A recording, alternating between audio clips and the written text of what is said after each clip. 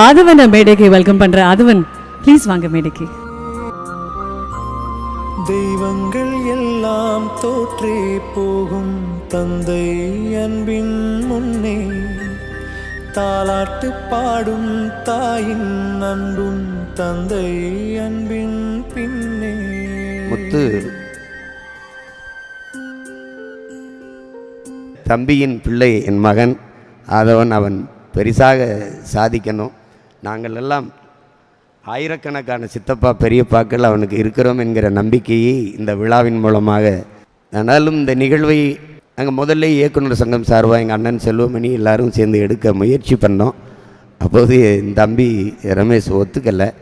சரி, அப்படி காலம் கடந்துருச்சு. ஆனாலும் இந்த நிகழ்வை ஈடுபாட்டோடு எடுத்து நடத்தி கொண்டிருக்கிற என்னுடைய தம்பி ஏஎல் விஜய், ராம், சுரேஷ் காமாட்சி, ஏசிடிசி அந்த நிறுவனத்தாருக்கு என்னுடைய நிறைந்த அன்பும் நன்றியும். என்றென்றும் நாங்கள் உங்களை மறக்க மாட்டோம்.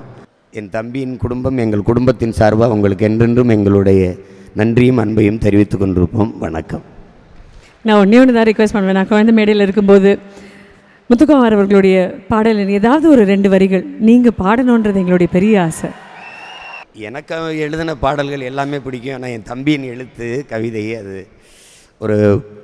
ஒரு பாடல் மெட்டமைக்க போனாலோ எழுதினாலோ முதல்ல எனக்கு தான் அழைச்சி சொல்லுவான். அதில் இங்கே பேசிய தம்பி சிவகார்த்திகனை கூட குறிப்பிட்டாங்க. தெய்வங்கள் எல்லாம் தோற்றே போகும் அந்த பாடல்.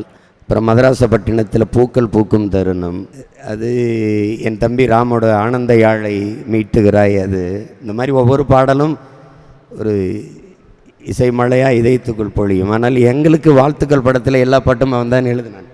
தம்பி இவன் தான் இசை. மாலத்தீவில் இருந்தோம்.